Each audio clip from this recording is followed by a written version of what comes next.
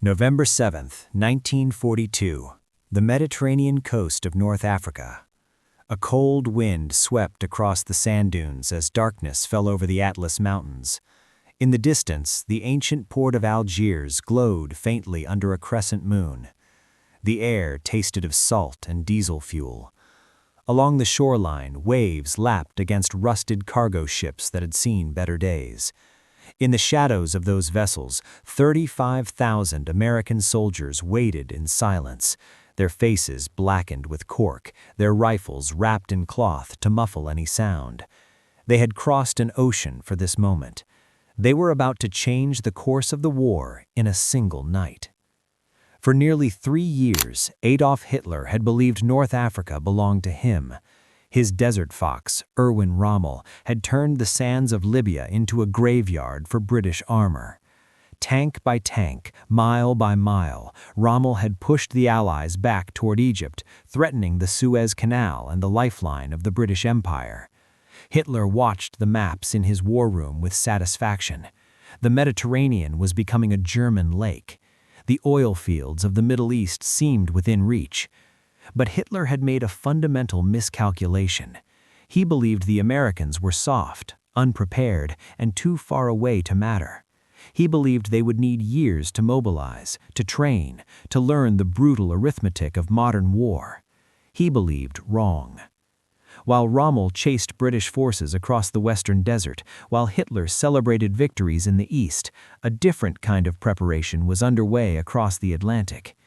In the summer of 1942, a man named Dwight David Eisenhower had been handed an impossible task.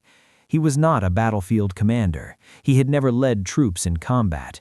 He was a staff officer, a planner, a coordinator, someone who understood logistics and diplomacy more than tactics and glory.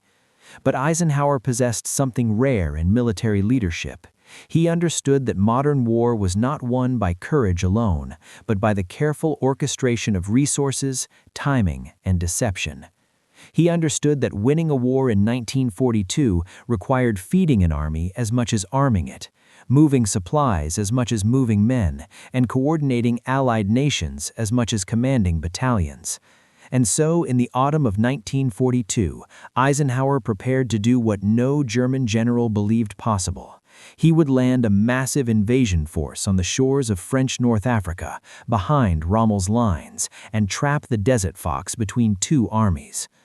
Operation Torch was not just an invasion, it was a statement. It was America announcing that it had arrived in the war not as a junior partner, but as an industrial colossus capable of projecting power across oceans. The planning alone was staggering. More than 600 ships had to be assembled, loaded, and synchronized across 3 separate task forces. The Western Task Force would sail directly from America to Morocco, crossing 3,500 miles of open ocean. The Center and Eastern Task Forces would depart from Britain, threading through U-boat-infested waters to land at Oran and Algiers. Every ship had to arrive at the right beach at the right hour. Every soldier had to know his objective. Every supply crate had to contain precisely what was needed for the next 72 hours. There was no room for improvisation. There was no second chance. The German High Command never saw it coming. Their intelligence network in North Africa was focused on Rommel's front lines. Their U-boats patrolled the Atlantic shipping lanes, but they assumed any large convoy would be heading to Britain or Russia, not Africa. Their spies in Spain and Portugal reported rumors, but those rumors were dismissed. Hitler himself could not conceive of an American force capable of such coordination. In his mind, the United States was a nation of shopkeepers and factory workers, not warriors. He had seen their performance in World War I, delayed, disorganized, dependent on French and British guidance. He assumed 1942 would be no different. He assumed wrong. On the night of November 7th, as those 35,000 American soldiers crouched in their landing craft off the coast of Algiers, Rommel was 3,000 miles to the east, encamped near the Egyptian border.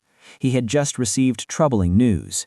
British forces under Montgomery had launched a massive counteroffensive at El Alamein. For 10 days, Rommel had thrown his panzers against British lines, but the enemy would not break. For the first time in the North African campaign, Rommel's supply lines were stretched too thin. His fuel reserves were dangerously low. His ammunition stocks were dwindling. And then, on the morning of November 8th, the world changed.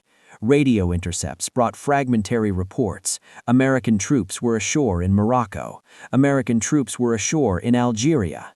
The numbers were unclear, the objectives were unknown, but one thing was certain: Rommel was now fighting a war on two fronts. When the news reached Hitler's headquarters in East Prussia, the Führer's reaction was volcanic. Aides described him pacing the map room, his face flushed, his hands trembling. He had been assured by his intelligence chiefs that no... What enraged Hitler most was not the tactical surprise, it was the symbolism. The invasion of North Africa was not just a military operation, it was a demonstration of American abundance. Every German officer who saw the reports understood this immediately. The Americans had not simply landed troops, they had landed entire port facilities, prefabricated harbors, mobile kitchens, medical stations, and supply depots. Within 72 hours of the first landings, American forces were eating hot meals, receiving mail from home, and accessing spare parts for every vehicle in their inventory. German soldiers in Africa were rationing gasoline and scavenging British supply dumps. American soldiers were complaining that the coffee was only lukewarm. This disparity was not lost on Hitler.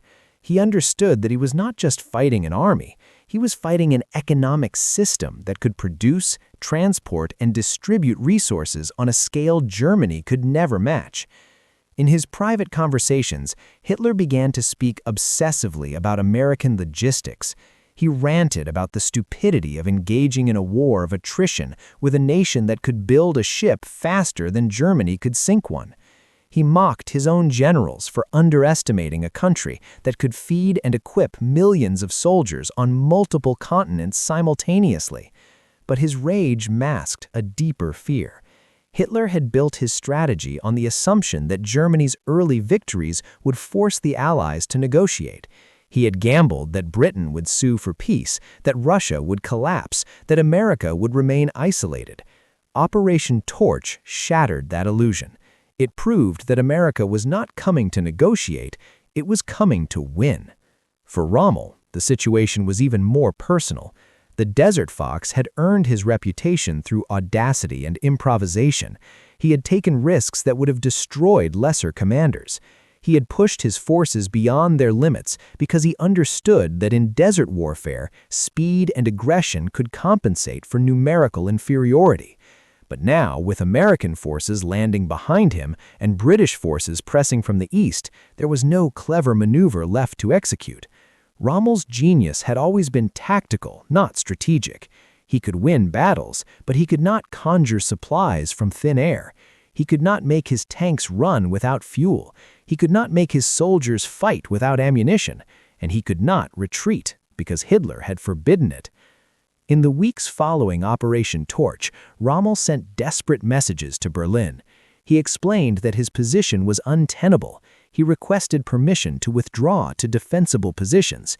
He warned that if reinforcements and supplies did not arrive immediately, the entire Afrika Korps would be lost. Hitler's response was characteristic. He ordered Rommel to stand and fight.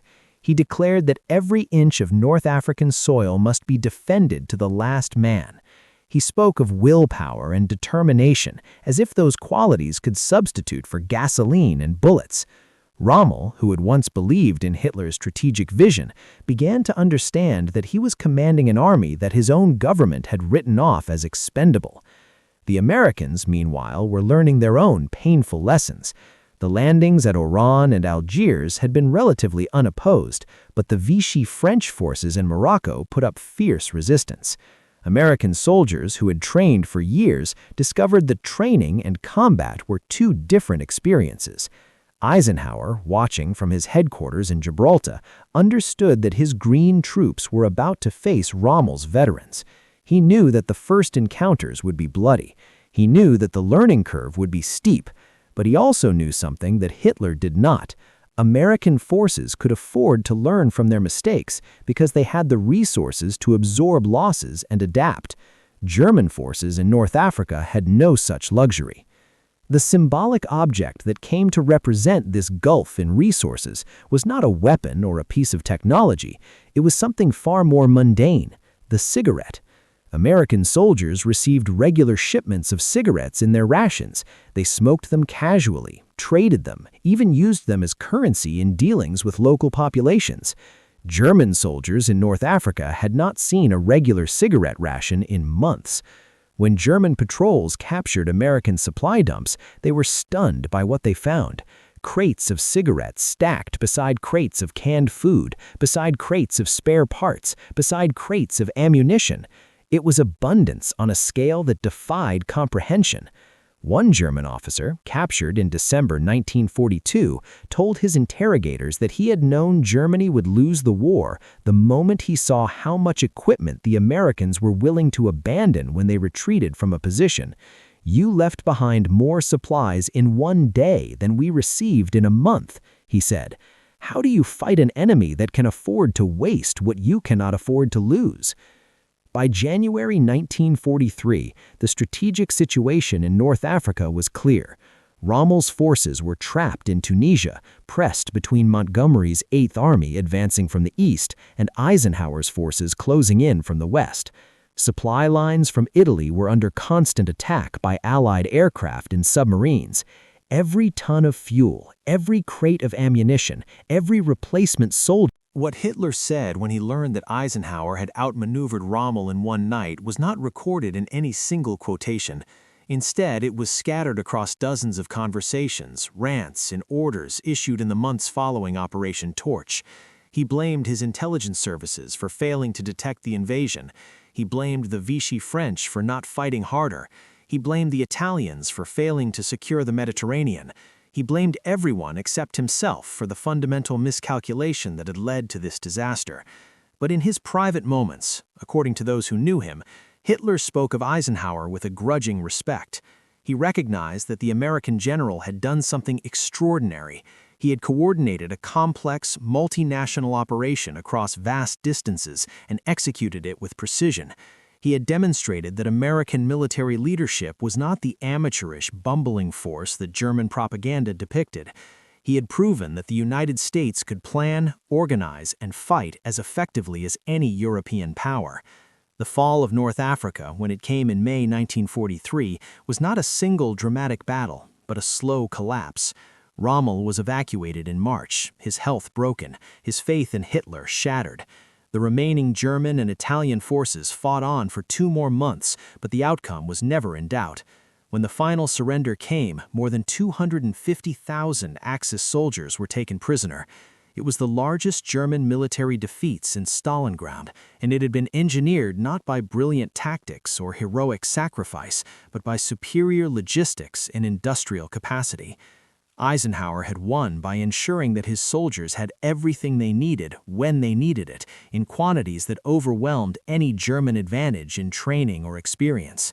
The cigarette became a symbol of this victory. In POW camps across North Africa, German soldiers traded their watches, their medals, even their iron crosses for American cigarettes. They marveled at the casual abundance of their captors. They spoke with a mixture of bitterness and admiration about an enemy that could afford to be generous even in victory. And they understood, perhaps for the first time, that they had been fighting a war they could never win. Germany had bet its future on the idea that willpower and tactical brilliance could overcome material disadvantage. Operation Torch proved that idea was a fantasy. In the years that followed, as the war ground towards its inevitable conclusion, the lessons of North Africa were repeated again and again. At Normandy, American forces landed with such overwhelming logistical support that they could sustain operations even when tactical plans went wrong. In the Pacific, American shipyards produced carriers faster than Japanese submarines could sink them. In the skies over Germany, American bombers flew in formations so large that Luftwaffe pilots called them furniture vans because they seemed to fill the entire sky. Everywhere, the pattern was the same. American forces won not because they were braver or more skilled, but because they had more of everything: more fuel, more ammunition, more food, more medicine, more spare parts, more replacements, more time. Hitler never fully grasped this reality. Until the end, he believed that German ingenuity and determination could compensate for American abundance.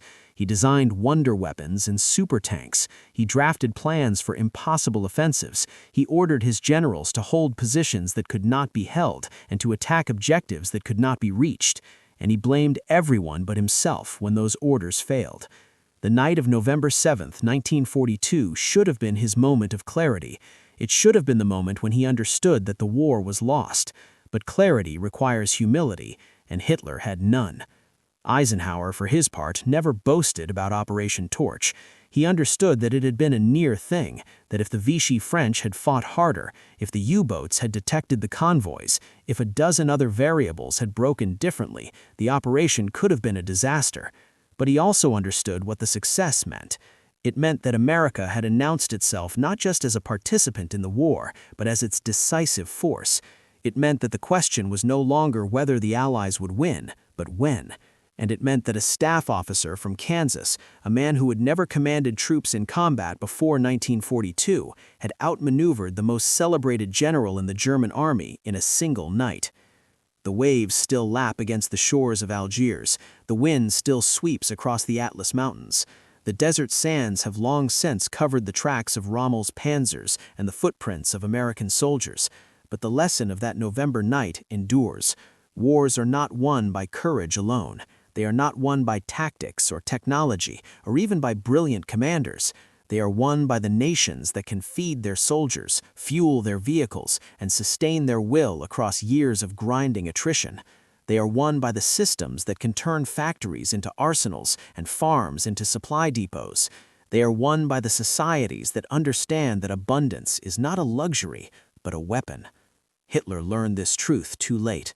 On the night of November 7, 1942, while American soldiers crept ashore in the darkness, while Eisenhower watched from Gibraltar, while Rommel slept in the desert 3,000 miles away, the outcome of World War II became inevitable. It would take 2.5 more years of fighting. It would cost millions more lives, but the decisive moment had passed. The desert fox had been outfoxed, and the war had turned. In the end, what Hitler said mattered less than what he failed to understand. He failed to understand that democracy, for all its apparent inefficiency and disorder, could mobilize resources on a scale that no dictatorship could match. He failed to understand that freedom, far from making a nation weak, made it resilient and adaptive. He failed to understand that a country where soldiers received hot coffee and cigarettes with their rations was a country that would never stop fighting until victory was complete. These were not the lessons he wanted to learn, but history taught them anyway, in the sands of North Africa on a cold November night, when one American general proved that genius is not just about winning battles, it is about making victory inevitable.